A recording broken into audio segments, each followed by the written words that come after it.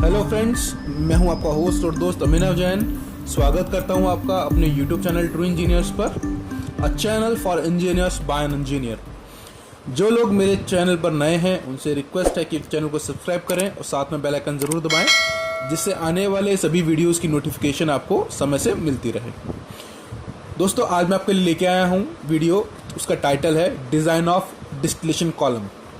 ये video engineering और diploma के बैकग्राउंड के छात्रों के लिए बहुत इंपॉर्टेंट है, क्योंकि उन्हें इंडस्ट्रीज़ में काम करना होता है तो डिस्टिलेशन कॉलम के साथ उन्हें हमेशा 2-4 होना ही पड़ेगा। तो चलिए शुरू करते हैं आज की वीडियो। तो सबसे पहले जानते हैं डिस्टिलेशन क्या होता है। डिस्टिलेशन एक प्रेफरेंशियल सेपरेशन प्रोसेस है, जिसमें हम मोर वोलेटाइल कंपोनेंट को लेस वोलेटाइल कंपोनेंट में से सेपरेट करते हैं on the basis of relative volatility. यानी कि इसमें क्या होता है, हमारा एक मिक्सिबल मिक्सचर होता है जिसमें एक मोर वोलेटाइल कंपोनेंट होता है, एक लेस वोलेटाइल कंपोनेंट होता है। तो रिलेटिव वोलेटिलिटी किसकी ज़्यादा होगी? मोर वोलेटाइल कंपोनेंट की। जब हम मिक्सचर को हीट करेंगे तो मोर वोलेटाइल कंपोनेंट की वेपर्स जल्दी बन जाएंगी as compare to less volatile. उन वेपर्स को हम कलेक्ट कर लेते हैं, कंडेंस कर लेते हैं और प्रोडक्ट में मिल जाता है। तो यही हमने इसमें लिखा है, distillation is based on the fact that vapour of boiling mixture will be rich in component that have lower boiling point. यानी कि जिसका बॉइलिंग पॉइंट कम होगा, यानी कि उसकी रिलेटिव वोलेटिलिटी ज़्यादा होगी, तो उसकी वेपर जल्दी बन जाएंगी। इन वेपर्स को हम कूल और कंडेंस कर लेते हैं। कंडेंस करने के बाद इसको हम लिक्विड को कलेक्ट कर लेते हैं, और जो हमारा जो बॉटम प्रोडक्ट होता है उसमें हमारा लेस वोलेटाइल कंपोनेंट ज़्यादा होता है। डिस्टिलेशन कॉलम जो डिज़ाइन किए जाते हैं वो इसी प्रोसेस को या इसी सब चीज़ को अचीव करने के लिए किए जाते हैं। डिस्टिलेशन कॉलम बेसिकली अलग अलग प्रकार के होते हैं, जिनका काम स्पेसिफिक टाइप के ऑपरेशन करना होता है। हर एक कॉलम की अपने फीचर्स होते हैं, अपने एक अलग कॉम्प्लेक्सिटी होती है। ऑन द बेसिस कि वो किस तरह से ऑपरेट किए जाते हैं। कॉलम दो तरह के होते हैं, batch column and continuous column. Batch column वो होते हैं जिसमें हमने फीड को एक बार एंटर कराया, पूरा उसका सेपरेशन हुआ, प्रोडक्ट्स और बॉटम्स उसमें निकाल लिए। इस फीड पूरी प्रोसेस होने के बाद दोबारा पूरी फीड एंटर कराएंगे, पूरी प्रोसेस होगी, दोबारा प्रोडक्ट और दोबारा से हमें वेस्ट प्रोडक्ट मिलेगा। तो ये इसे कहते हैं बैच वाइज। कंटिन्यूस में क्या होता है, लगातार फीड जाती है, लगातार हमें प्रोडक्ट्स मिलते हैं। इसमें बैच नहीं होता। ये हाई फ्लो रेट्स को भी हैंडल कर सकते हैं, इससे हम ज़्यादा मात्रा को हैंडल कर सकते हैं। और ज़्यादातर जो कॉलम्स होते हैं वो कंटिन्यूस कॉलम्स ही होते हैं, इसलिए हम जो अपना डिस्कशन रखेंगे वो कंटिन्यूस कॉलम्स पे ही बेस रखेंगे। तो कॉलम का बेसिक स्ट्रक्चर क्या होता है? इसमें एक वर्टिकल शेल होता है जिसमें हम सेपरेशन कराते हैं। इस वर्टिकल शेल में कुछ इंटरनल्स होते हैं, जिसे हम ट्रे या प्लेट होगी या पैकिंग्स लगी होंगी, जो सेपरेशन को कराने में मददगार होंगी। एक रीबॉयलर होता है नीचे की तरफ, जो फीड को वेपराइज कराएगा, उनकी वेपर्स बनाएगा। ऊपर कंडेंसर लगा होता है। कंडेंसर क्या करेगा, जो भी वेपर्स ऊपर जाएंगे उनको कूल करेगा और कंडेंस करेगा। एक रिफ्लक्स ड्रम लगा होता है जो कंडेंस्ड वेपर को कलेक्ट करेगा और उसमें से रिफ्लक्स और प्रोडक्ट हमें बाहर देगा। रिफ्लक्स क्या होता है आगे हम जानेंगे। तो ये असेंबली दिखाई है हमने कि कॉलम है, कॉलम में फीड जा रही है, नीचे रीबॉयलर लगा है, ऊपर कंडेंसर लगा है। कंडेंसर से कंडेंस होने के बाद हमारा जो लिक्विड है वो रिफ्लक्स ड्रम में आया। रिफ्लक्स ड्रम से 2 स्ट्रीम निकली। एक रिफ्लक्स वो हिस्सा होता है प्रोडक्ट स्ट्रीम का जो वापस कॉलम में जाता है फर्दर इंप्रूवमेंट के लिए, और डिस्टिलेट हमें जो प्रोडक्ट मिल जाता है। कॉलम के अंदर प्लेट्स लगी होती हैं, और ये जो पूरा स्ट्रक्चर है इसे हम पूरा डिस्टिलेशन कॉलम कहते हैं। ठीक है, बेसिक ऑपरेशन जो था हमने डिस्कस कर लिया पहले कि किस तरह से वेपर्स बनती हैं, रिबॉयलर से हीट जाती है, फीड ट्रे बीच में लगी होती है। फीड ट्रे वो ट्रे होती है जहां पर हम फीड को एंटर कराते हैं। मोस्ट ऑफ द कॉलम में ये बीच में होती है, लेकिन कोई ऐसा हार्ड एंड फास्ट रूल नहीं है कि फीड ट्रे बीच में ही हो। फीड ट्रे ऊपर भी हो सकती है, नीचे भी हो सकती है, बीच में भी हो सकती है। फीड ट्रे से ऊपर का जो सेक्शन होता है उसे हम एनरिचिंग सेक्शन कहते हैं या रेक्टिफिकेशन सेक्शन कहते हैं, और फीड ट्रे से जो नीचे का सेक्शन होता है कॉलम में उसे हम स्ट्रिपिंग सेक्शन कहते हैं। रीबॉयलर से हम हीट को सप्लाई करते हैं जिससे वेपर्स बनाई जाती हैं। वेपर्स ऊपर की तरफ जाती हैं और जो वेस्ट होता है जो वापस हम नीचे से निकाल लेते हैं उसे हम बॉटम या बॉटम प्रोडक्ट्स कहते हैं। वेपर्स ऊपर जो जाती हैं उनको हम कंडेंसर लगा हो तो उससे कंडेंस कर लेते हैं और कलेक्ट कर लेते हैं रिफ्लक्स ड्रम में। उसका एक पार्ट हम वापस रिसाइकिल कर देते हैं प्योरिटी इंप्रूव करने के लिए, और एक पार्ट को एज अ प्रोडक्ट हम निकाल लेते हैं।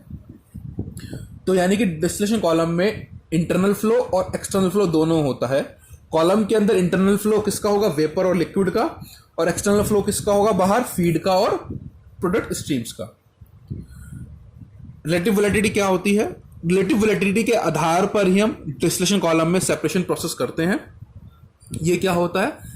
ये मोल रेशियो होता है मोर वोलेटाइल कंपोनेंट का लेस वोलेटाइल कंपोनेंट का वेपर फेज में to the mole ratio of more volatile component to less volatile component in liquid phase.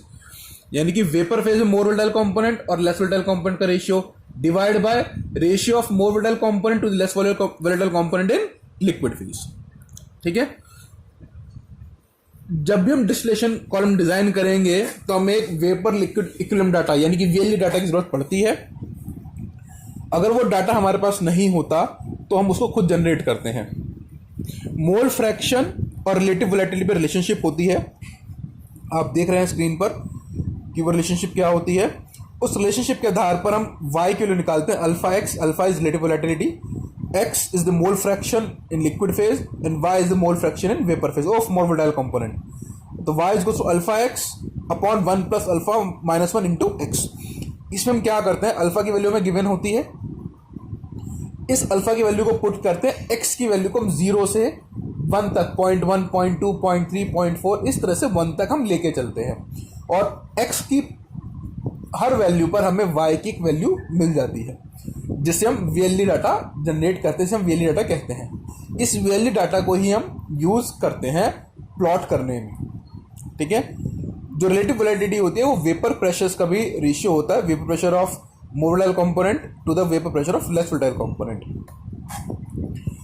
Distillation column design में हम जो जिस मेथड का यूज करते हैं वो है मैकअप-थिले मेथड। ये ग्राफिकल मेथड है जो थ्योरेटिकल नंबर ऑफ स्टेजेस को निकालने के लिए वीएलडी प्लॉट को यूज करता है, वीएलडी डाटा को यूज करता है। इसकी डिजाइन प्रोसीजर बहुत सिंपल है, उसको हम देखेंगे। तो सबसे पहले इसमें हम ऑपरेटिंग लाइंस ड्रॉ करते हैं। ऑपरेटिंग लाइंस क्या करती है, वो मास बैलेंस रिलेशनशिप को डिफाइन करती हैं लिक्विड और वेपर फेज में। दोनों सेक्शन यानी कि स्ट्रिपिंग सेक्शन और एनरिचिंग सेक्शन दोनों के लिए अलग अलग ऑपरेटिंग लाइन होती है। रेक्टिफिकेशन या एनरिचिंग सेक्शन की ऑपरेटिंग लाइन ऊपर से ड्रॉ की जाती है, और जो स्ट्रिपिंग सेक्शन होता है उसकी जो लाइन होती है वो नीचे से ड्रॉ की जाती है। मैकअप-थिले मेथड में एक अजम्पशन होता है, कांस्टेंट मोलर ओवरफ्लो या अजम्पशन होता है। तो इसका मतलब ये होगा कि जो ऑपरेटिंग लाइंस होगी हमारी स्ट्रेट लाइंस होंगी।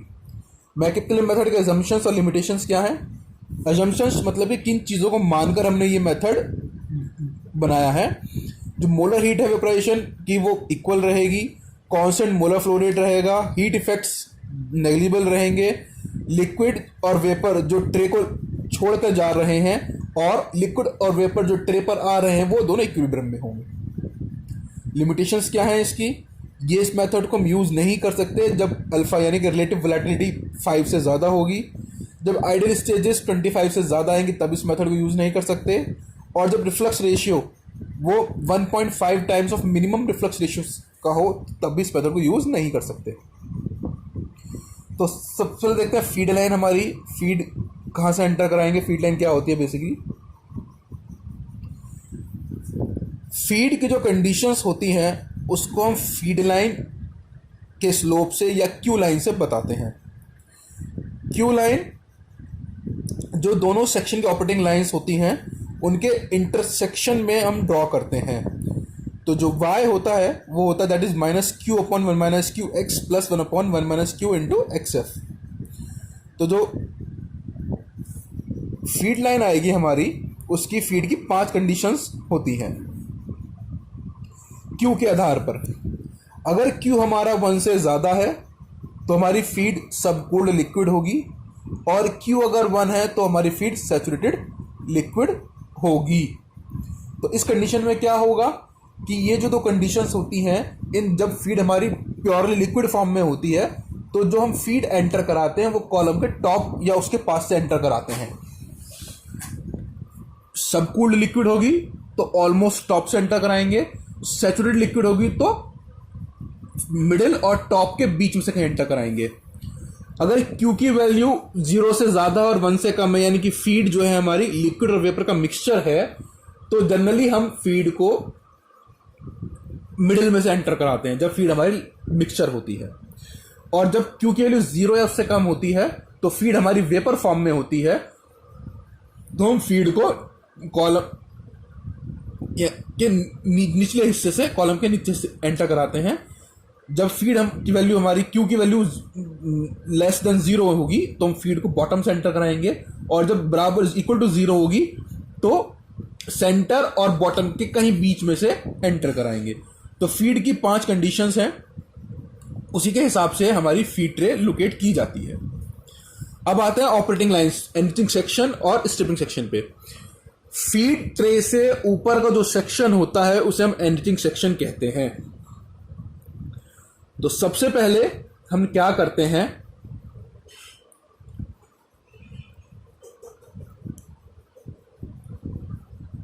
x equal to y data यानी कि 45 डिग्री लाइन और इक्विलिब्रियम कर्व प्लॉट करते हैं। उसके बाद हम स्लोप कैलकुलेट करते हैं r equals two upon r+1 से। r रिफ्लक्स रेशियो होता है, रिफ्लक्स और डिस्टिलेट का रेशियो L/D होता है।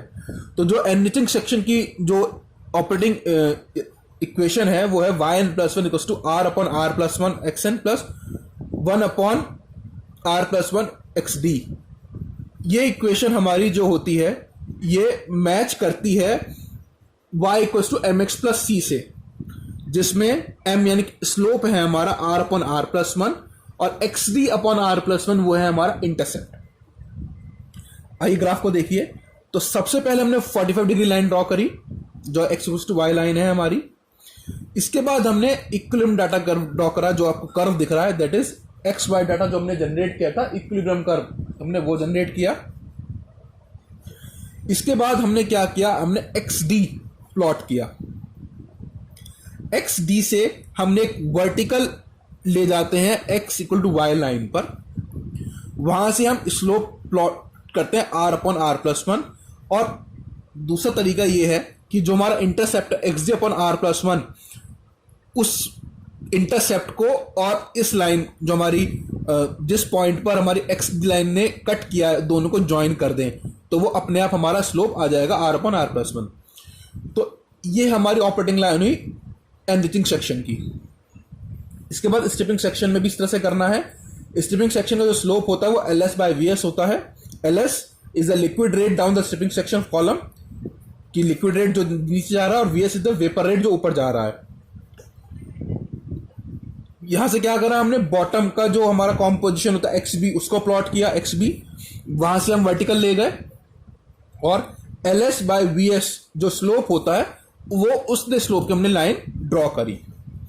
अब इस पूरी प्रोसेस को हम एक बार समझ लेते हैं। देखिए सबसे पहले हमने क्या किया, 45 डिग्री लाइन ड्रॉ करी और इक्विलिब्रियम कर्व ड्रॉ करा, ठीक है, आप फिगर में देख सकते हैं।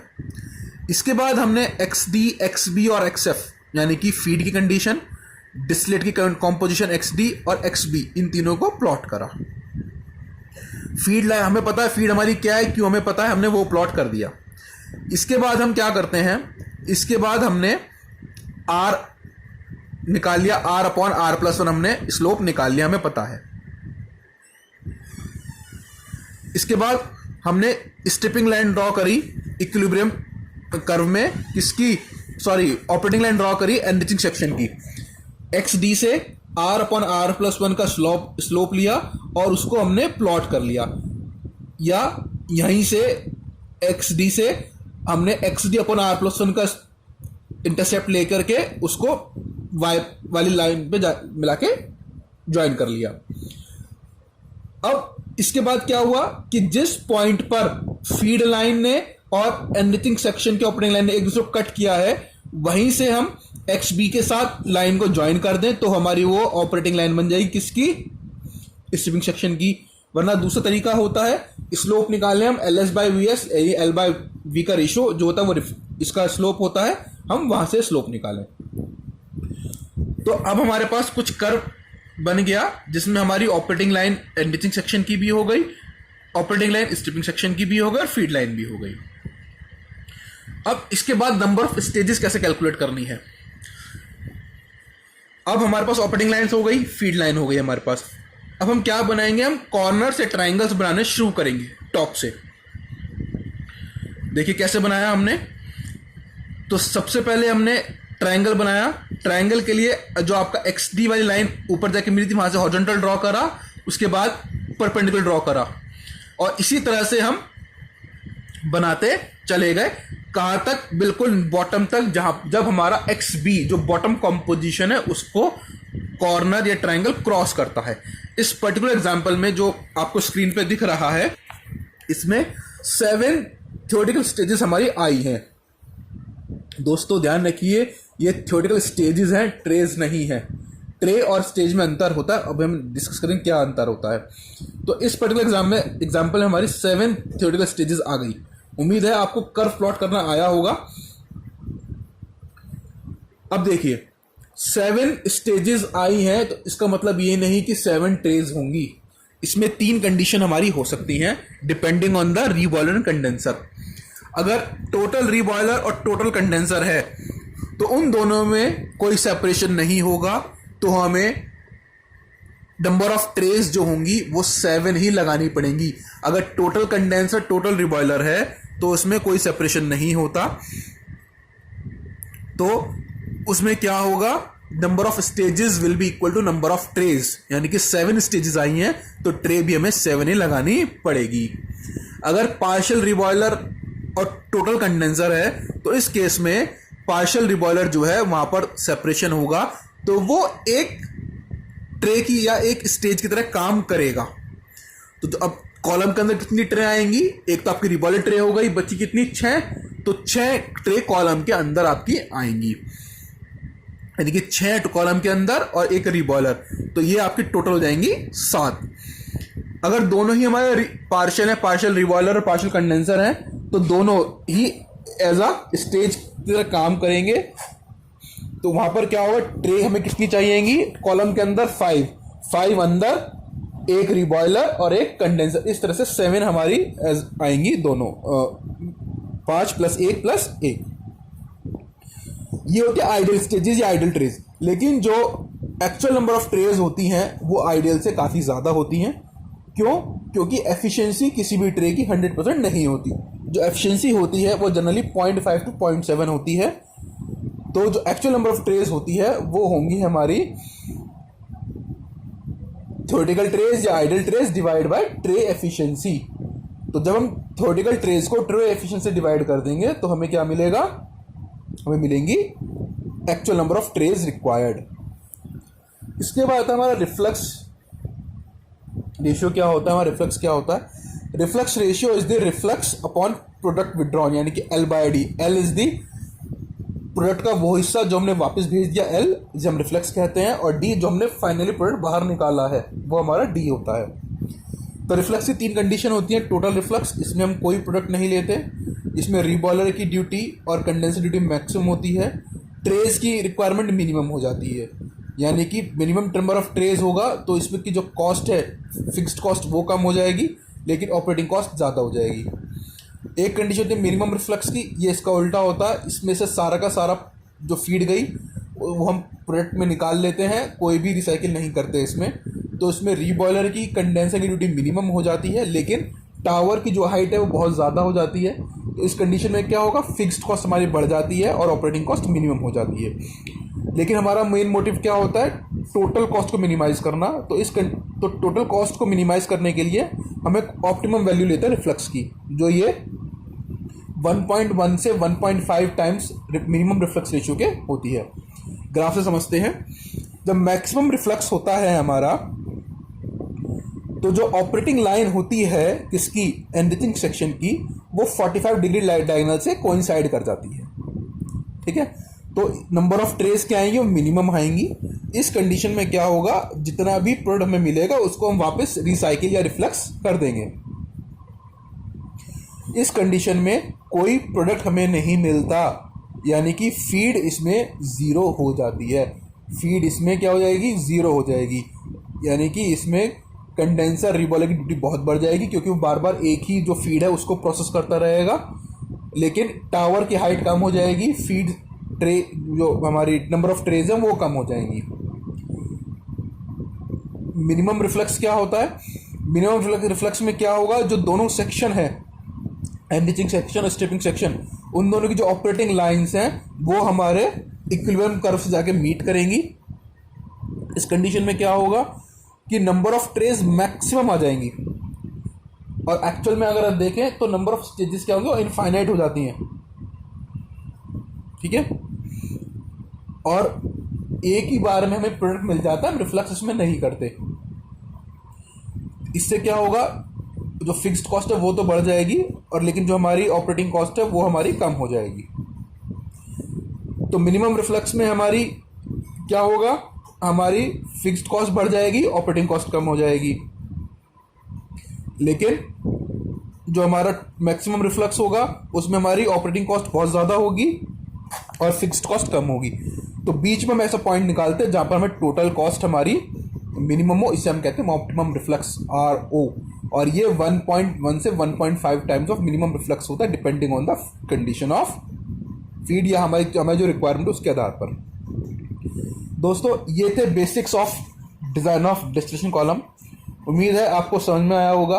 आप किसी भी न्यूमेरिकल को लेके ग्राफ प्लॉट करके देखिए। कोई डाउट आता है आपको तो मुझे बताइए, कि मैं एक वीडियो बना के दिखा दूंगा कि कैसे हम कैलकुलेशन करते हैं, कैसे हम ग्राफ को प्लॉट करेंगे।